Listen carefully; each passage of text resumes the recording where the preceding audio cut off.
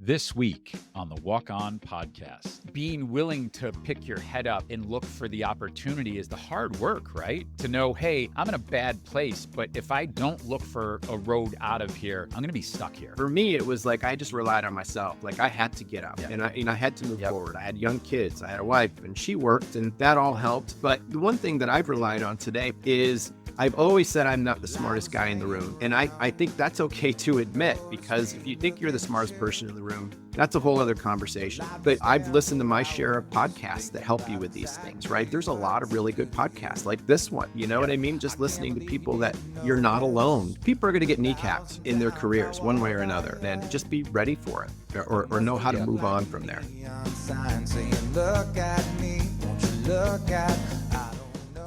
Hello and welcome to the Walk On podcast. This is season 5. We are rapidly accumulating episodes, and it's because you keep listening and because I'm able to get great guests like we have today. If you are new here, welcome. The Walk On podcast really is about people's journeys to fulfillment in the work world or through their service.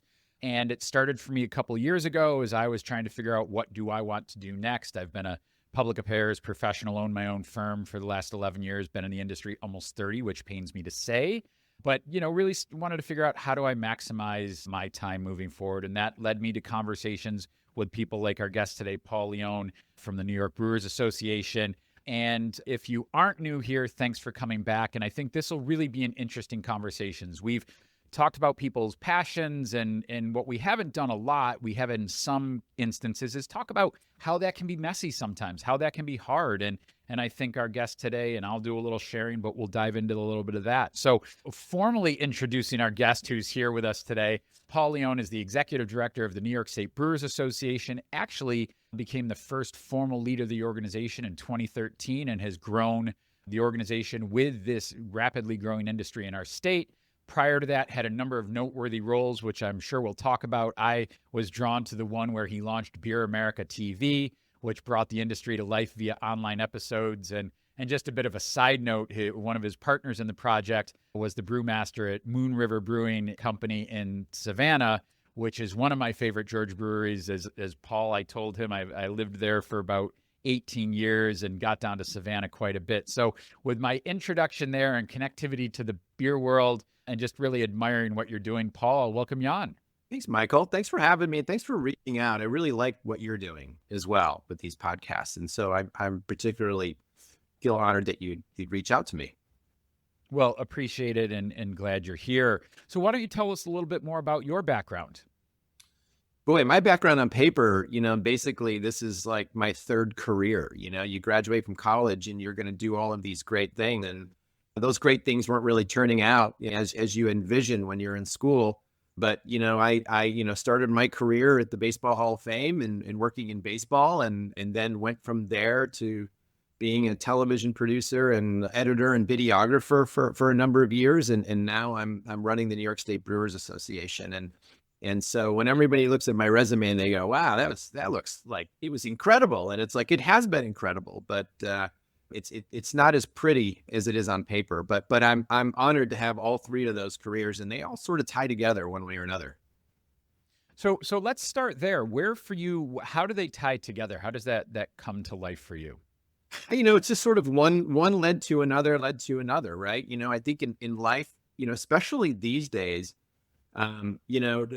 nobody stays with a job anymore for 30 years, gets retirement. I should say nobody. Rarely, very few people, can stay with a company. You move around a lot and you look for opportunity for what drives you. And I was super lucky to get the job at the Baseball Hall of Fame. I had actually had some connections there. My roommate was from Cooperstown, and I just happened to land there in 1993, which was a gift within itself to work during that period of time in the 90s, like, not to sidetrack too much, but that's when Ted Williams would go there, and all of these guys, Stan Musial and Yogi Berra, and they were all still alive. They were older men, but boy, to be in their presence back in the 90s was pretty great.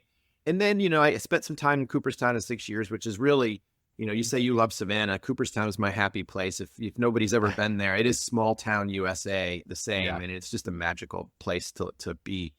And then, I wanted to kind of, was a young man, and I wanted to kind of, find out what else was out in the world. And I found this job for this brand new TV show called Home and Garden Television, which nobody had ever networked. And so I took a jump and moved to Washington. And then, this getting on that train of doing national series and things is something that I just did for 15 years after that, doing a bunch of different shows, moving around a lot of places, a couple of layoffs in between. And then I just, got to a point in my life and career where I'm jumping around a lot here, where I just wanted to do something that made me happy every day. And beer was it. And I just happened to land the mother of all jobs, through a lot of connections and things. Boy, as you just said, and beer made me happy, I was sort of thinking of, Ben Franklin or Homer Simpson, just the most simple, the simple things in life make us happy. I'd love to go back. Thanks for sharing that journey. I'd love to go back because, I sort of, as I look at my career, my dad used to joke I couldn't keep a job, but my resume, right? It's you follow these opportunities. And, I remember making some decisions that I was like, why did I just do that? Because that came with a cost. Like I was running public affairs across the Southeast for Walmart, got bit by the bug of wanting to run for office, wanting to launch my own firm. And it was 2008. And then the economy fell out. Wasn't it for both of us? Yeah. Great year. So that's that moment of, I made this decision. I was following a passion. I was following an idea, but then it was like, I was the dog that caught the bumper, and I'm like, oh no, real world caught up to me. So talk a little bit about those experiences and what you take away from those hard choices that bring hard things along with them. I think, your experience and my experience are pretty similar. I think, I think no matter if you're a younger person, like, as I get older, and I'm in my 50s now, and I think about, my younger self, and we all have a vision of where we want to be and what we think the way things should go. But what we can't plan for is 2008. You and I said that, like I said, what a magical year with great sarcasm. Yes. No matter what you were doing, the economy fell out from everybody, and a lot of people lost their jobs. And so, you're helpless. You just hit these roadblocks in life that you didn't account for. I would say, for probably a lot of folks listening to this as well, COVID is another great example of that. Nobody could have predicted that, and people lost jobs and things. So I think that, you have to adapt. Like, I always, I'm a pure Gen Xer. We grew up in a way where if you fell down and you hurt yourself, you get up and you rub some dirt on it and you keep moving. And right. And I know that, like, generationally, that doesn't apply to everyone. We didn't have technology, early on in things. And so the way we grew up was a little bit different than the way the modern generation. So I'm not saying, like, hey, just rub some dirt on it and it's all going to be okay. But what you learn is learning to fail. Everybody's going to fail. You're going to hit roadblocks. How do you get up from that? How do you get around that? How do you move on from that?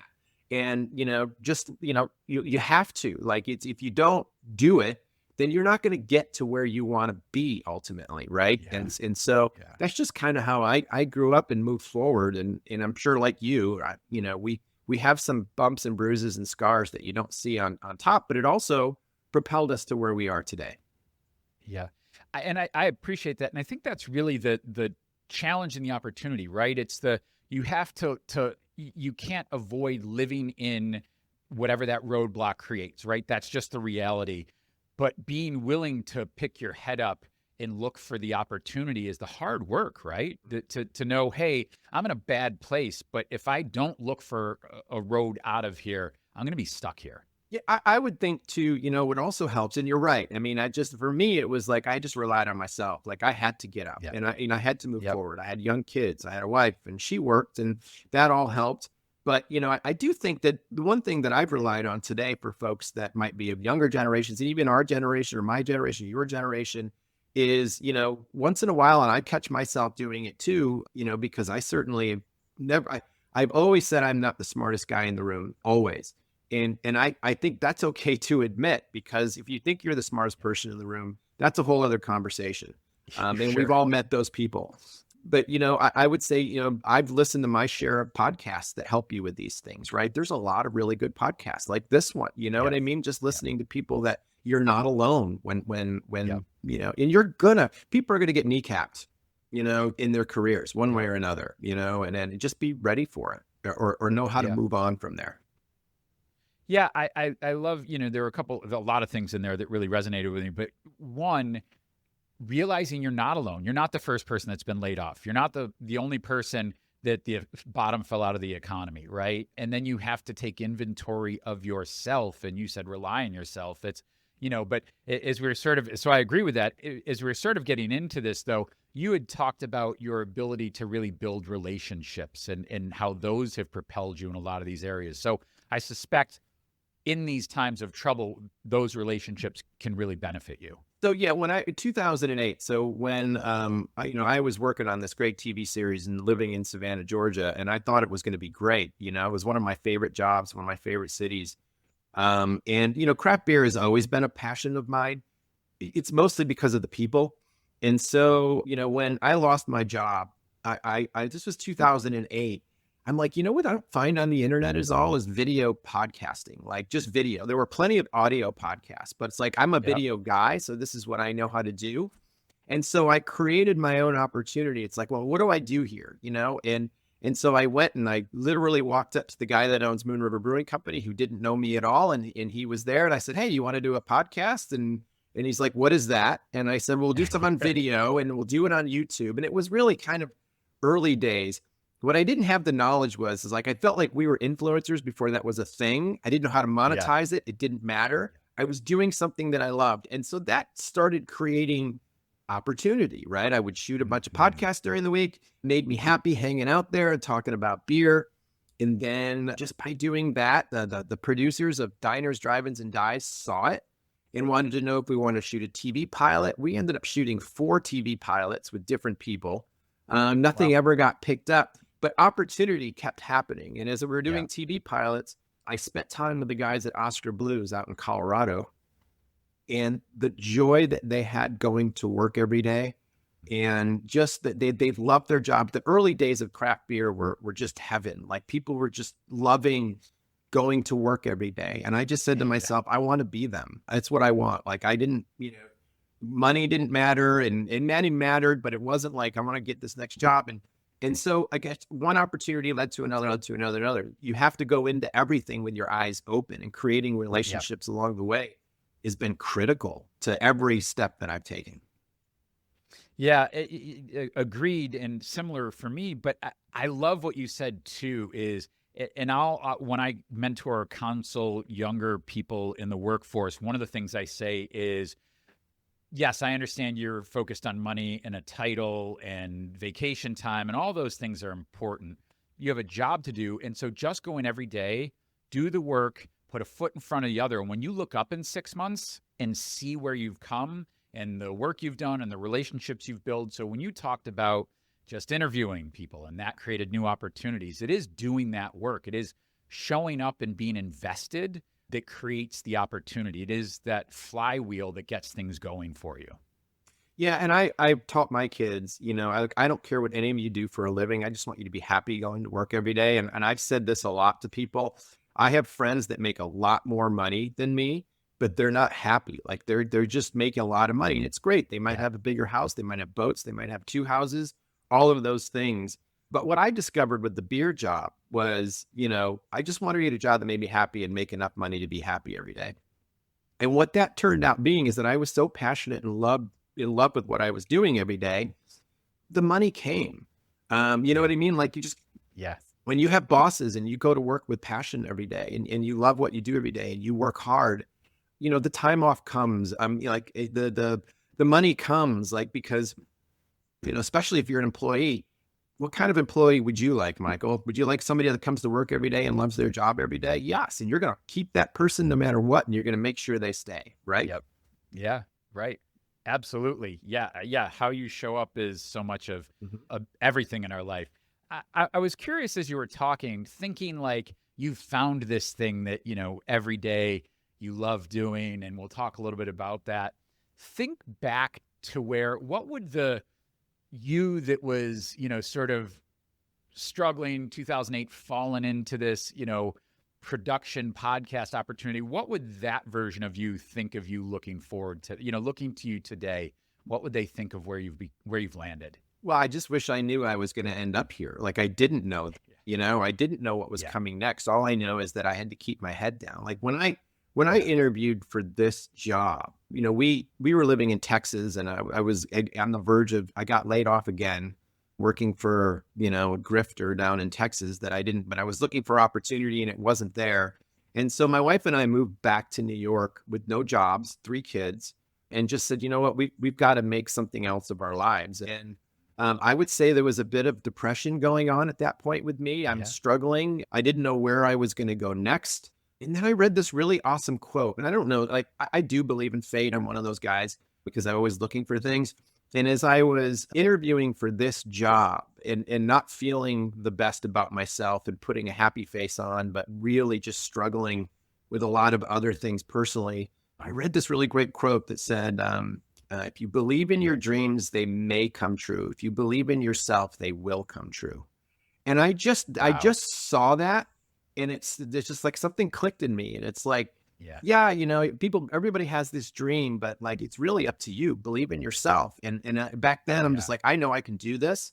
And I just went for it. Like, it wasn't like nobody's getting this but me. It changed everything in me. I love that quote and love that perspective. And going back to where you were, though, I think that's where I was when I was starting this podcast. I love the people that I work with, my clients, but it wasn't fulfilling. And then you have the struggle of, I've referenced this before, and I've had this person on the podcast, but similar field. She had a PR firm. I've had a PR firm. Now I do more solo consulting work, but her firm was booming, and we were commiserating over, and I wasn't, and we were commiserating over drinks. And she's like, Michael, you hate going into the office every day right now, and I love it. And that's the difference.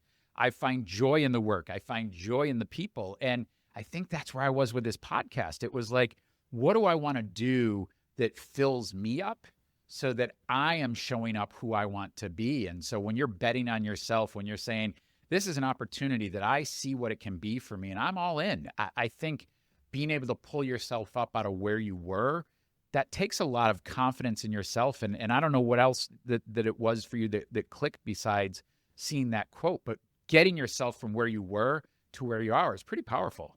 Yeah. I mean, and you felt that, right? I mean, it's like easier said than done, right? In hindsight, but it's, you have to, you have no other choice. Like, right. What was your other choice? You're going to keep going to work every day and not being fulfilled and happy. And I mean, so I guess you just have to kind of sit back and, hopefully you have sounding boards too. It's tough. I'm sure you had sounding boards, right? And people to talk to. That really helps as well, like I said, don't be the smartest person in the room, because it doesn't exist. Talk to people and use your relationships, because all of that matters. Yeah. Ask for help and guidance. And I think that's a challenge. I've been getting a lot of incoming lately via Instagram and, news and the podcasts I follow, where they're talking about particularly, men who are in a leadership position in their life and other things. Don't ask for help. And there's this silent suffering going on that, the pressure to live a certain life, pressure to meet financial responsibilities, and the pressure just to be happy. And so instead of reaching out and saying, hey, what would you do with this opportunity? How do I get there? Or I'm just struggling, let's grab a beer and, just talk. I think we're not equipped as well as we could be to do that. No, and I'm not a natural leader. I've always been a worker. I enjoy working for people. And it's strange. Like, I've always worked better with women. When I've had women bosses, I've just adored those bosses the most. And I don't know what it is about that, but I just enjoy my women bosses more than the men bosses. But, as a side, when I got this leadership role, and, we're the second largest number of breweries in the country. It's a big job. But I made sure that as I started to grow, I started out 3 years just by myself with this job. And then the industry just kept growing. There were 135 breweries when I started this job, and I didn't know what I was doing. I've never been an executive director of anything, and we had no money, but I know I loved this. And I had some help on the board, at the early board, just like helping me, like, well, we need to do this, this, and this. And I figured it out. And then when I had the opportunity to hire employees, the one thing that stuck in my head, and I go back to not being the smartest person in the room. And the reason why I say that is I wanted to make sure I hired people that were smarter than me. I didn't want to tell people what to do. I wanted to hire people that would tell me what I needed to do. And so I think that was really helpful because I hired people that were smarter to me. I do not have to know everything about marketing. I do not have to know. I'm not a sponsorship director. I knew how to do events and things. So why would I be the smartest guy in the room and tell really smart people, oh, this is where things have to be done? It just didn't make sense. And this is kind of how I lead. Well, we'll pivot in a second to the current role because you just opened that door. But I want to go back to what you said. I've had a couple women bosses and managers, and for me, the difference in experience was their willingness to trust me to do the right thing and not feeling like they had to direct and guide me. And also just they poured into me, right? There was more empowerment. There was more nurturing. There was more focus on me as a person. And that's what I've really tried to do as a leader. And I think in the organizations that I'm most successful, it's where my job isn't to tell you how to do your job. It's to try and clear roadblocks and make you a more empowered and whole person. And to me, that's the success of leadership, I think. Agreed. You nailed it. Yep, for sure. Yeah. Well, so let's talk about that role. And I really appreciate it. I don't want to give short shrift to that conversation, but as you and I talked about, I try to do a number of things in these podcasts.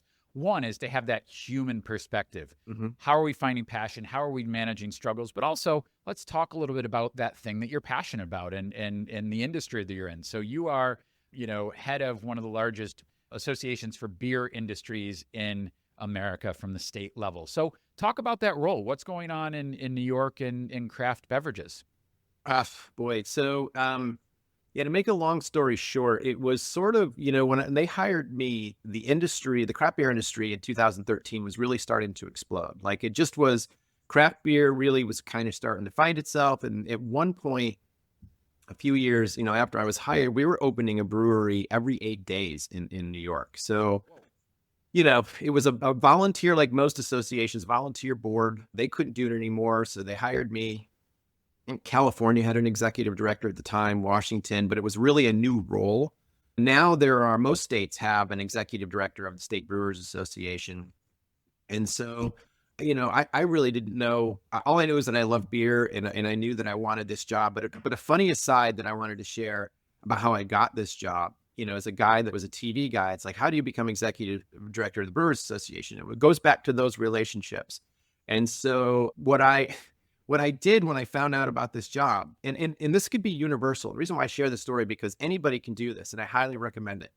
But it took me being older to kind of figure it out. My younger self would have never figured this out.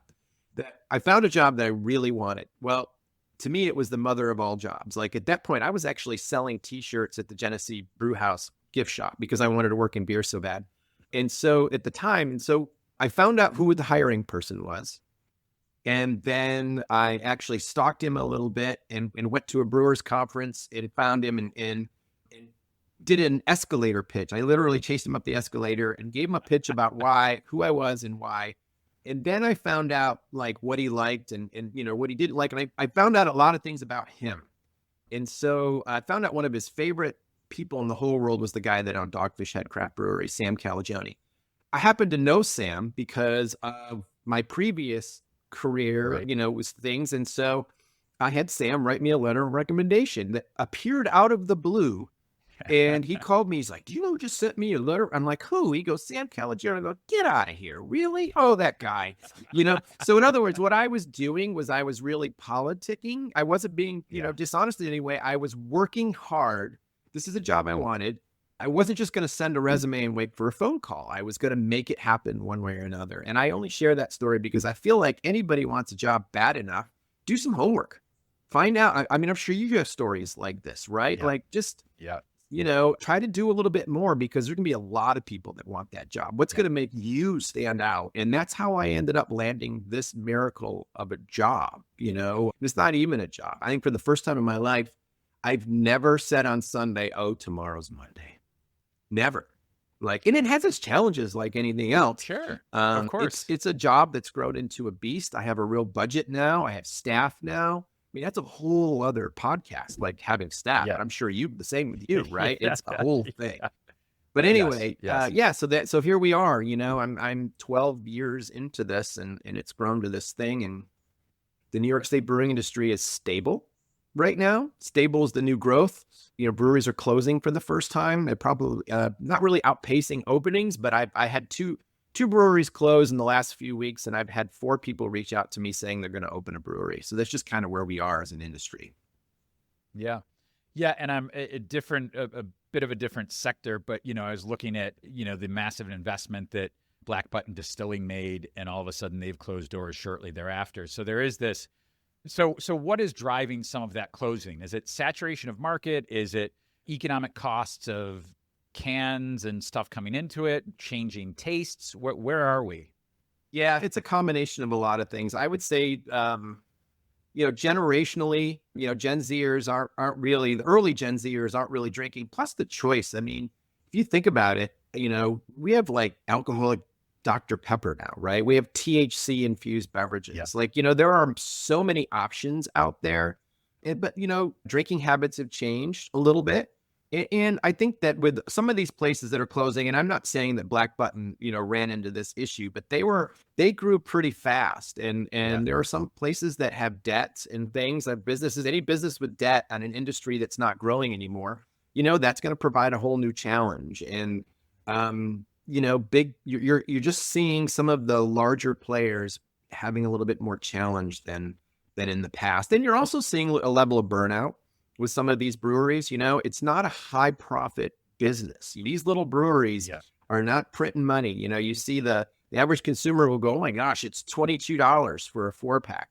I can tell you that brewery is probably making $4 on that 4-pack. There's a lot of cost that goes into these things. So they're not making $22 for their 4-pack. So the profitability isn't really big either. You got to be passionate about it. So that's kind of the industry is kind of where we're at right now. Yeah.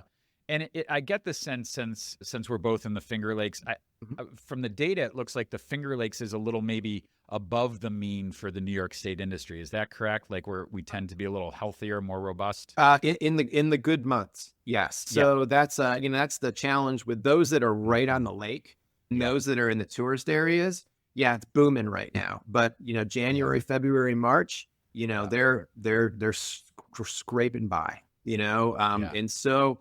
Boy, the Finger Lakes is what a great area to go visit. Yeah. Wineries, breweries, cideries, the whole deal, distilleries. But everybody has their challenges. There really isn't oversaturation. I've never bought into that, and some people listening to this might think it's crazy. But a lot of folks, you go to a region, I know in Rochester where I am, there's like 8 breweries that you can walk to. That's great. People don't go to just one brewery. They like to go to as many as they can, especially from a tourism perspective. They want to hit as many as they can. Yeah. So from that perspective, I'm curious, in the Finger Lakes, in the wine industry, collaboration and community is really important among the growers and producers. Does that translate in craft beer as well? Do you see that, or yes? It's a community. They don't see each other as competitors at all. The craft brewing industry, I'm a part of this email group, and it's like, hey, I need these hops, or I need this, and I've fallen short, or hey, my canning machine broke and I need this part. And immediately people are like, here, I've got this for you. I've got this for you. How can I help you? That sort of thing. So the collaboration and the community, and I would say that for all craft beverage is something that's unique about the industry, is that they all kind of work together and root for each other. And what's your educated perspective on why that is, when so many other industries it's more cutthroat? I think it goes back to what I said earlier, where people will go to, if you like in the Finger Lakes, people go down, they travel, they might hit 2 or 3 breweries and a winery, right? And so you're competing, but not really competing in a lot of ways. Those distribution breweries probably see themselves as a little bit more competitors, because now they're looking at shelf space and tap handle space and that sort of thing. But the vast majority of breweries just sell out of their tap room, and are really just trying to make the best beer they can, provide events, provide customer service, and all of those things, and people will come. Yeah. What's the biggest opportunity looking at the industry in New York State moving forward? The opportunity for being in the brewing industry? Well, I mean, right now they're all at a point now where they need to adapt to the new reality of where we are. So it used to be, you just make beer and you're a brewery and you come in and you have your pretzels and then you drink beer. And now they've got to have food. They have to have, substantial food. People want to eat when they go to a brewery. A lot down in the Finger Lakes region, they allow dogs. They allow, kids are allowed. Breweries aren't bars. They're more social oriented places. They have to offer, trivia nights and book clubs and all of those fun things to get people there. They have to have event space for some of these spaces. So breweries are really at a point now where the opportunity is there. If they adapt, they'll be fine. They'll get through this. Well, that's good to hear. So as we sort of come towards the end of this, a couple last questions. And one is, and I want to get your perspective personally, but would love to get your take on this. So you talk with a lot of business owners, and many of them went from home brewer or dreamer of launching a brewery to now they've got a brick and mortar business. What was the thread that you see that emerged that was like, this is more than a hobby for me. I want to take this thing I love and give it a go at a business. What is that sort of is the thread there? Well, it's passion. This is, these folks, I would say a good majority of them probably were home brewers beforehand, but it's an industry that they love. And what's really unique about the brewing industry too, and I sort of touched on it earlier, is the people. The people in the brewing industry are as pure and as nice and as collaborative. And it's just, you're happy every day. It's hard work to run a brewery, really hard work. But the people that come in and the relationships and the passion behind it, like I said, none of them are printing money, but they love what they do every day. It makes them happy. And so passion is the common thread for this industry, particularly. Yeah, I love that. And I think you know this, but I used to have this platform, Destination FLX, that was all about promoting the Finger Lakes. Right. And so I got to go to breweries, wineries, and just interview and talk to. And so one of the things that comes through for me, in addition to what you said, is I've marveled at, particularly brewers, there is an ingenuity to them, right? Like there's a problem. First of all, we're going to solve a beer recipe, right? I want to, let's throw some Reese's peanut butter puffs in there and see what that does for it or whatever, right? There's an ingenuity, but also on the business side. And there's a problem that comes up today. Well, I'm just going to get a wrench and fix it, or we're going to build our own bar in here. So I sense, and maybe it's wrong and you can correct me here, but I do sense there's this sense of there's nothing we can't solve. We're open to the challenge and we're going to go at it. You just nailed it. Like, hey, and a whole part that I missed in all of this, you just nailed it. What I forget to tell people, like, brewing beer is not, they just don't make beer. It's like being a chef, right? Like you just nailed it. Like you go to a brewery, it's hard to brew good beer. But not only that, but it's like, what can we do with this beer? What can we do to make this beer a little bit, there's a lot of creativity behind it. And I would tell you that a lot of the brewers, and I would put, winery owners and everybody else, a lot of them build out their own spaces. Like, a lot of them are their own engineers. They can't afford to hire the electricians and the carpenters and all of those things. A lot of those spaces have been built by their own hands because they have to be, and they don't have the budgets for them. That kind of thing. So they're much more than they are like, hey, I'm just going to go in and grab a beer and it's the owner and they're making beer and all of those sort of things. It's a multi-layered business that takes a huge amount of creativity. I think the biggest challenge is, and I hesitate to say this out loud, but I do mean it with all the love in my heart, is there are a lot of good breweries out there, a lot of good people making great beer, but there are a lot of folks that could just make great beer and sell beer and that would be enough. But you have to know how to be a business owner as well. And I'm sure you and so the not so sexy part of owning a brewery is dealing with the state liquor authority and dealing with the TTB and dealing with the insurance and dealing with the legal and dealing with the landlord and dealing with, all of those where you don't see is with the amount of hours they spend in the background. And by the way, cleaning is probably, they clean more than they brew because, you brew beer, but the brewery has to be spotless and clean or the beer is going to be bad kind of thing. So, on the surface, there's that funny little, image of people like, you just make beer and you drink beer and you're happy all day. And it's like, that's probably about 10% of what they do all day. Yeah. And I think that's translatable to any business, right? You could be an artist and create great music or, you know, paintings, but how do you create a gallery out of that? How do you take that to market? How do you deal with all the other stuff that comes with it? You're protecting your IP, all that stuff. I think that's translatable. Just, you know, well, you said it earlier in your own business, right? Like you were like hated going into the office every day, and like you were dealing with multi-layered worth of things. You were doing something that you were passionate about, but wasn't really clicking. You didn't want to go into the office, you know? Yep. Yeah, no. And I think of my friends, we used to live in Pittsford, and I'm a Hobart grad, and Casey over at Lock 32, Hobart grad. So I got to know them a little bit, but I remember when they expanded and they're like, well, we're going to shut down for a weekend because we're literally going to be here all weekend building a bar. Right. And and we'll figure it out, you know, we'll see on Tuesday. Right. I mean, it is that willingness. And I think passion, you wouldn't work that hard though, if you weren't that passionate about it. Right. Right. Like you wouldn't do that kind of work. Well, let me, as we get to you know who else is a Hobart grad? Who's that? Fred Matt, FX Matt Brewing Company, 4th generation Matt family. Yes. The oldest family-run brewery in the state, second oldest in the country, by the way, behind Yuengling. I didn't know that. Yeah, Yuengling still has them by a few years. But yeah, Matt is still running the FX Matt Brewing Company in Utica, and he's a Hobart grad.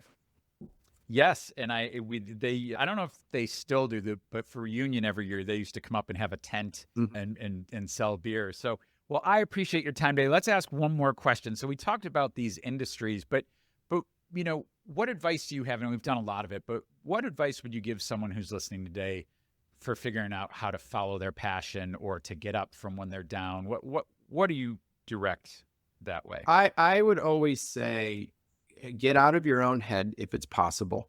I spent a lot of time worrying about stuff that I didn't have control over, and you know, but now my older self, I realized how much time I wasted worrying about stuff that I didn't have control over. And I know that's easier said than done because I've been through it already. And when your younger self doesn't always understand that, you know, if I keep pressing forward and keep believing in myself, I can get through this. Like I can get through anything, no matter how down you are. And everybody's going to hit those walls. Everybody. I don't know anybody that's like, if you don't fail and fall on your face once in a while, and if you don't lose your job and all of that, then I don't think you're ever going to get to where you want to be, because there's lessons in everything. And I know that sort of sounds like, you know, oh yeah, I've heard that a million times before, but wouldn't you agree, Michael? I mean, you've been through so much yourself. Yeah. I mean, I've failed more than I've succeeded. Right. And I often tell people life is a series of peaks and valleys. And if we didn't have the valleys, then the peaks would be meaningless. Correct. Right. Yeah. And so, yeah, it is that willingness to fail and try. And I, you know, I've probably mentioned this before on a podcast, but I have a 4-year-old who we've been trying to teach to ice skate. I played college hockey, and it's a big deal to me. And it was humbling and a reminder of how hard ice skating is. Yeah. But getting him comfortable with the mindset of, he was terrified of falling.